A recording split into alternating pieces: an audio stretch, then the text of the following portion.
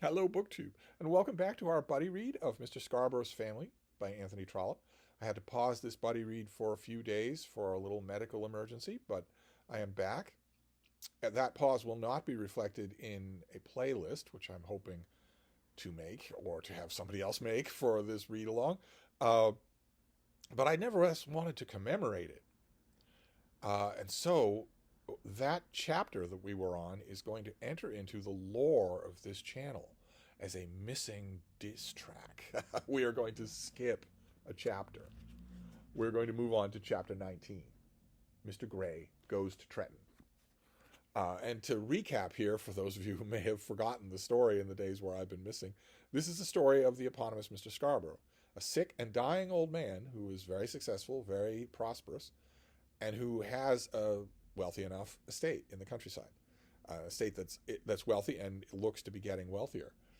And his eldest son, Montjoy, has raised a huge amount of debt, not only on his own right, but as you know, a member of the guard or the possessor of an allowance or whatnot, but also on post obits. He has raised a huge amount of capital on the promise of inheriting Tretton Park, his father's wealthy estate.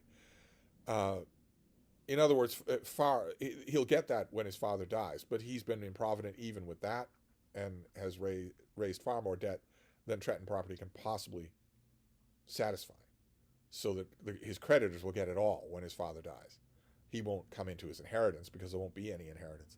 Mr. Scarborough knows this and hates it, but his property is entailed on his son. So it looks to be just complete ruin.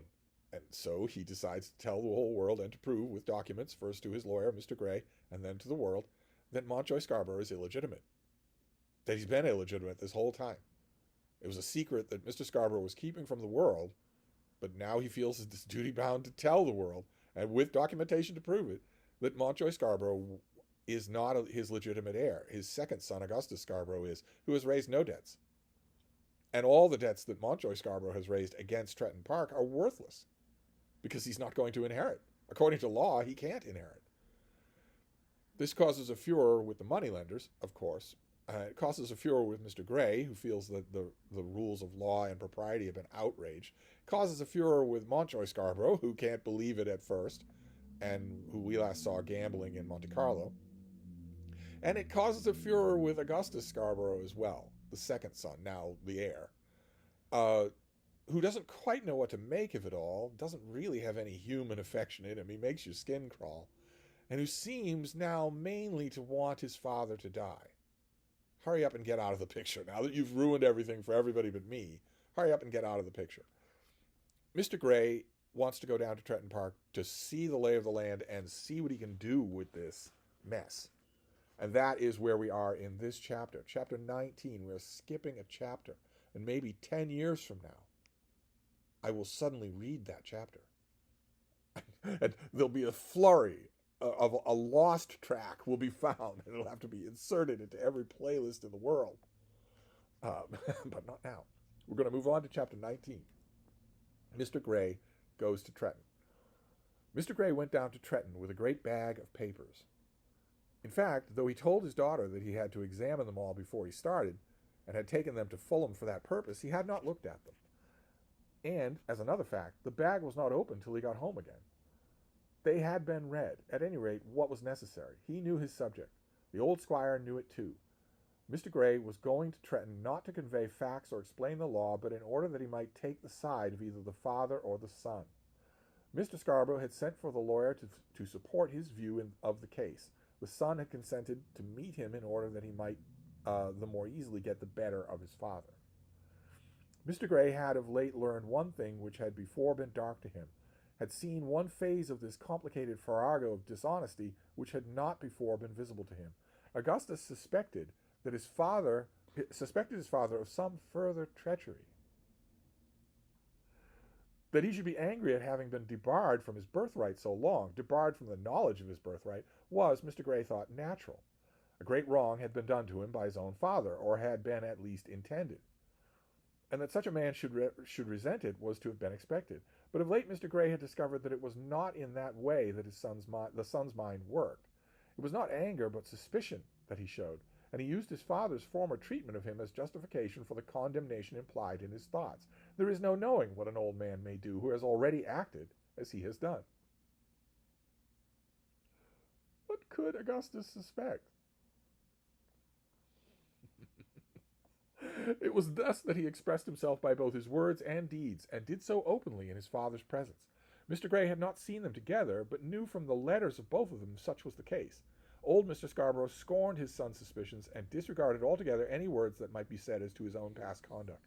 He was willing, or half willing, that Mountjoy's debt should not be paid, but settled. That is the key thing here, at least on Augustus Scarborough's mind. There's no way to pay the debts. They're hundreds of thousands of pounds. There's no way to do that. You could sell all of Tretton and still not pay them. But right now, the creditors stand to get nothing. Mountjoy has been disinherited. It's possible that they will settle, that they'll take it. I have a promissory note here for £50,000. It's now 2 years old. It's been accruing interest that whole time. I'll take 10,000. Not 50,000, not 100,000. I'll take 10,000 to settle the note, because otherwise I might get nothing. Augustus Scarborough thinks it might be possible to satisfy that. And now we're told that old Mr. Scarborough would more or less be willing, provided, we'll see, he has his own terms on the matter. But he was willing to do nothing towards such a step except in his own way.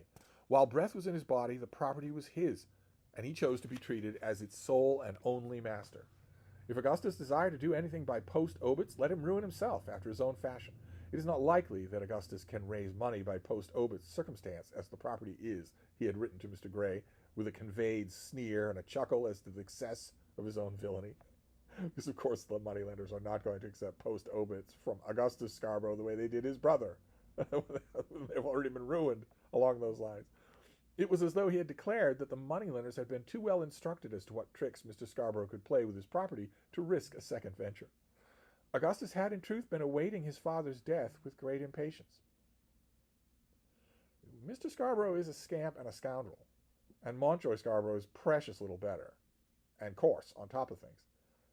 But they're human, and Augustus Scarborough is not.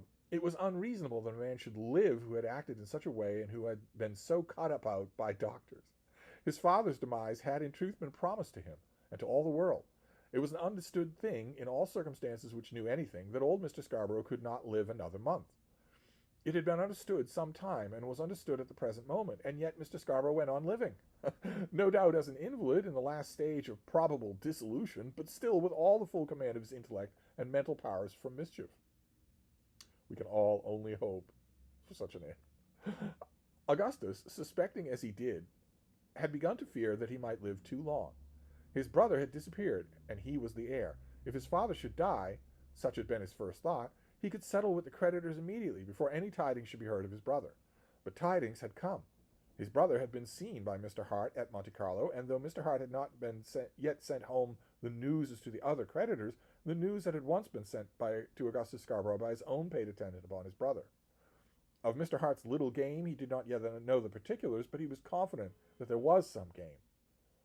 So regardless of what the little game is, word is going to get out that Mountjoy Scarborough's whereabouts are now known.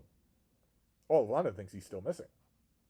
But at least one Mr. Hart has now seen him alive and well in Monte Carlo. That's going to get around. Augustus by no means gave his mother credit for the disgraceful conduct imputed to her in the story now told by her surviving husband. It was not that he believed in the honesty of his mother, whom he had never known and for whose memory he cared little. You go, Augustus. But that he believed so fully in the dishonesty of his father. His father, when he had thoroughly understood that Mountjoy had enveloped the property in debt, so that nothing but a skeleton would remain when the bonds were paid, had set to work, and by the ingenuity of his brain had resolved to redeem, as far as the Scarboroughs were concerned, their estate from its unfortunate condition. It was so that Augustus believed. Is he right? Could be. This was the theory existing in his mind. That his father should have been so clever, and Mr. Grey so blind, and even Mr. Hart and Mr. Tyrwhitt so easily hoodwinked, was remarkable. But so it was, or might probably be so. He felt no assurance, but there was ever present to him the feeling of great danger. But the state of things was arranged by his father might be established by himself. If he could get these creditors to give up their bonds while his father's falsehood was still believed, it would be a great thing. What falsehood is he talking about? He had learned by degrees how small a proportion of the money claimed had in fact been advanced to Mountjoy, and had resolved to confine himself to paying that. Okay, so not only has Mountjoy raised a huge amount more money than he can possibly pay, but it's possible that the moneylenders are exaggerating how much he owes them. So there's a whole bunch of deceit going on. The numbers are not easy to nail down. He certainly owes them something. But what? If you're not going to get anything, it's quite possible that you will abandon your 50% interest rates. That might now probably be accepted with gratitude. The increasing amount of the estate might bear that without being crushed, but it should be done at once, while Mountjoy was still absent, and before Mr. Tyrwhitt at any rate knew that Mountjoy had not been killed. Mr. Tyrwhitt is his principal creditor. Then had happened that accidental meeting with Mr. Hart at Monte Carlo. That idiot of a keeper of his had been unable to keep Mountjoy from the gambling house, but Mr. Hart had as yet told nothing. Mr. Hart was playing some game of his own, in which he would assuredly be foiled. The strong hold which Augustus had was in the great infirmity of his father, the blindness of Mr. Grey. But it would be well that the thing should be settled. It ought to have been settled already by his father's death, and Augustus did feel strongly that the squire ought to complete his work by dying. The milk of human kindness. Were the story, as now told by him, true, he ought certainly to die, so as to make a rapid atonement for his wickedness. Were it false, then he ought to go quickly, so that the lie might be effectual.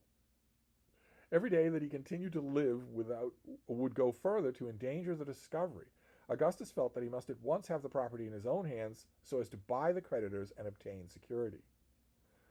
Mr. Grey, who was not blind as Augustus thought him, saw a great deal of this. Augustus suspected him as well as the squire.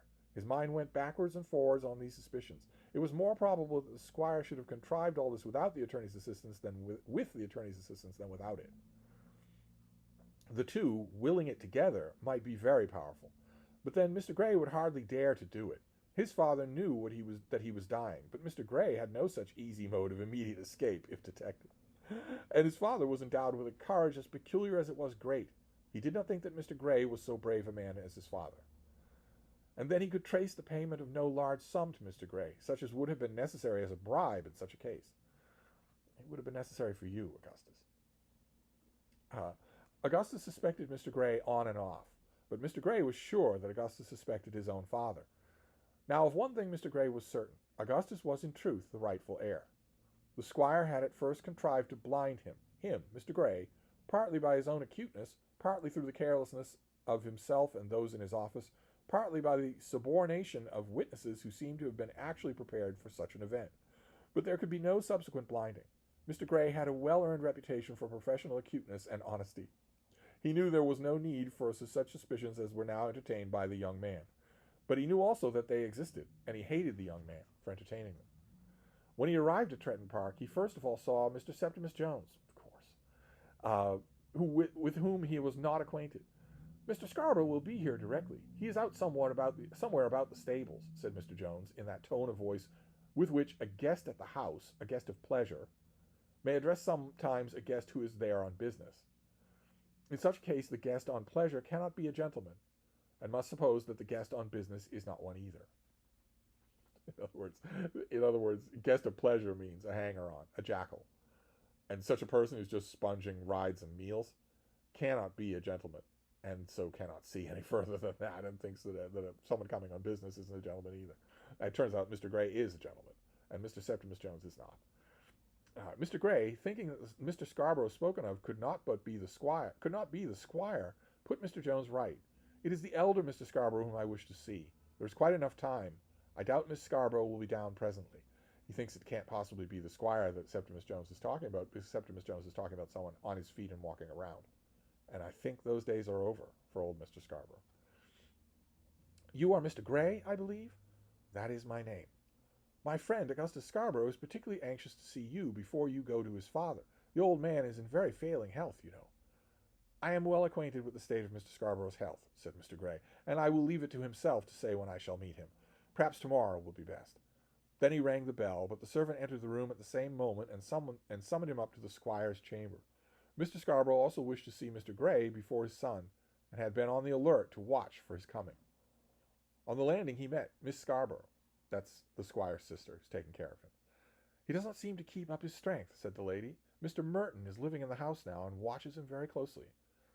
Mr. Merton was a resident young doctor, whom Sir William Broderick, that's the famous physician from London, can't be there all the time himself, had sent down to see that all medical appliances were at hand as the sick man might require them. Then Mr. Grey was shown in and found the squire recumbent on a sofa, with a store of books within his reach and reading apparatuses of all descriptions and every appliance which might the ingenuity of a skillful can be prepared for the relief of the sick and wealthy. This is very kind of you, Mr. Grey, said the squire, speaking in a cheery voice. I wanted you to come very much, but I hardly thought that you would take the trouble. Augustus is here, you know. So I have heard from that gentleman downstairs. Mr. Jones? I have never had the pleasure of seeing Mr. Jones. What sort of gentleman is Mr. Jones to look at? Very much like other gentlemen.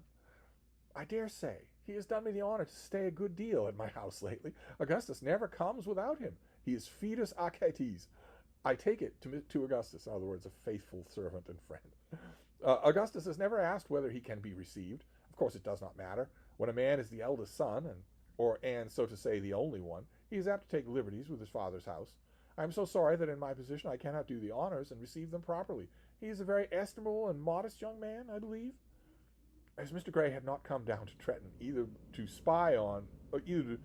be a spy on Mr. Jones or to answer questions concerning him, he held his tongue. Well, Mr. Grey, what do you think about it, eh? This was a comprehensive question, but Mr. Grey well understood its purport. What did he, Mr. Grey, think of the condition of which the affairs of Tretton had been brought, and those of Mr. Scarborough himself and his two sons? What did he think of Montjoy, who had disappeared and was still absent? What did he think of Augustus, who was not showing his gratitude in the best way for all that had been done to him? And what did he think of the squire himself, who from his deathbed had so well contrived to have his own way in everything, to do all manner of illegal things without paying any of the penalties to which illegality is generally subjected? And having asked the question, he paused for an answer. Keep in mind, he hasn't discussed any of this in person with Mr. Grey in all this time, since his operation. Mr. Grey had had no personal interview with the squire since the time at which it had been declared that Montjoy was not the heir. Then some very severe words had been spoken. Mr. Grey had at first sworn that he did not believe a word of what was said to him, and had refused to deal with the matter at all. If carried out, Mr. Scarborough must take it to some other lawyer's offices. There had, since that, been a correspondence as to much of what Mr. Scarborough had been forced to employ an amanuensis. I wonder who that was. Probably the sister? Gradually Mr. Grey had assented, in the first instance on behalf of Montjoy and on behalf of Augustus, but he had done so in the expectation that he should never again see the squire in this world. He, too, had been assured that the man would die, and had felt that it would be better that the management of things should then be in honest hands, such as his own, and in the hands of those who understood them, than be confined to those who did not understand them, and who might probably not be honest. But the squire had not died, and here he was again at Tretton as the squire's guest. I think, said Mr. Grey, that the less said about a good deal of it, the better. That, of course, is a sweeping condemnation, which, however, I expect. Let that be all as though it had been expressed. You don't understand the inner man which rules me, how it has struggled to free itself from conventionalities, nor do I quite understand how your inner man has succumbed to them and encouraged them. I have encouraged an obedience to the laws of my country. Men generally find it safer to do so. Exactly, and men like to be safe. Perhaps a condition of danger has had its attractions for me. It is very stupid, but perhaps it is so. But let that go. The rope has been round my own neck, and not that of others. Perhaps I have thought of late that if danger should come, I should run away from it all by the help of a surgeon. In other words, just one nick of the knife, and I'm gone. They have become so skillful now that a man has no chance in that way. But what do you think of Montjoy and Augustus? I think that Montjoy has been very ill-used. But I endeavored to do the best that I could for him. And that Augustus has been worse used. But he, at any rate, has been put right in time. Had he been brought up as the eldest son, he might have done as Montjoy did. Then there came a little gleam of satisfaction across the squire's face as he felt the sufficiency of his answer. But they are neither of them pleased. You cannot please men by going wrong, even in their own behalf. I am not so sure of that. Were you to say that we cannot please men ever by doing right on their behalf, you would perhaps be nearer the mark. Where do you think that Montjoy is? A rumor had reached Mr. Grey that Montjoy had been seen at Monte Carlo, but it had been only a rumor. The same had in truth reached Mr. Scarborough, but he chose to keep his rumor to himself. Indeed, more than a rumor had reached him. I think that he will turn up safely, said the lawyer. I think that if it were made worth his while, he would turn up at once. Is it not better that he should be away? Mr. Grey shrugged his shoulders. What's the good of his coming back to a nest of hornets? I've always thought that he did very well to disappear. Where is he to live if he came back? Should he come here? Not with his gambling debts unpaid at the club. That might have been settled, though indeed his gambling was as a tub that has no bottom to it. There has been nothing but to throw him over altogether, and yet how very much better he has been of the two. Poor Montjoy. Poor Montjoy! You see, if I hadn't disinherited him, I should have had to go on paying for him till the whole estate would have been squandered even during my lifetime. You speak as though the law had given you the power of disinheriting him. So it did, but not the power of giving him the inheritance. I took that upon myself.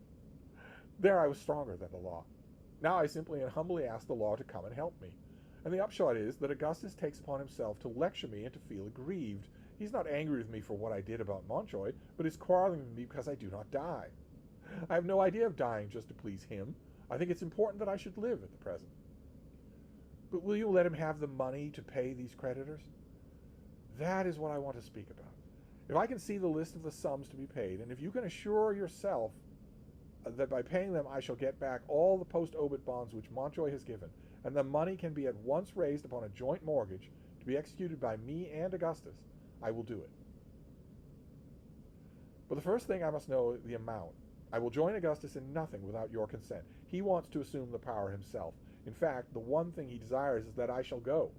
But as long as I remain, he shall do nothing except by my cooperation. I will see you and him tomorrow, and now you may go and eat your dinner. I cannot tell you how much obliged I am for your coming. And then Mr. Grey left the room, and went to his chamber, and in the process of time made his way to the drawing room. So there, you Mr. Scarborough fans have got your full. There is our old rogue in full flower, can barely move, but he is still himself. And we learn something here that's vital. We learned a couple of things in this chapter. One is that Augustus Scarborough thinks that his father may have more tricks to play. But the main thing we learn is in that last paragraph there, which is that we're talking about a joint mortgage here, where the one party and the other can do nothing alone. They have to act in unison. We actually saw this in The Way We Live Now, with Dolly Longstaff and his father. And here it is again, where Augustus Scarborough wants his father to die so that he can manage this whole thing himself. But Mr. Scarborough has no intention of dying. He thinks it's important that he should be alive. And he agrees that if the sums are doable, and if they can be covered on the raising of a joint mortgage, in other words, don't attack the capital, then he'll do it. Then he'll pay them off. Which would mean that there would be no more post-obits on Tretton Park. All the ill that was worked by Montjoy Scarborough would be as nothing. There'd be no legal clamor for Augustus Scarborough when he inherits. And the moneylenders would be out a huge amount of money, or at least, as is hinted in this chapter, a huge amount that they say they're owed. So Mr. Grey is back in the thick of it at Tretton Park, and we're going to move on from there, having skipped a chapter, the lost chapter. Plenty more chapters to go, though. So I'll wrap this up for now, and we'll be back next time. Thank you, BookTube.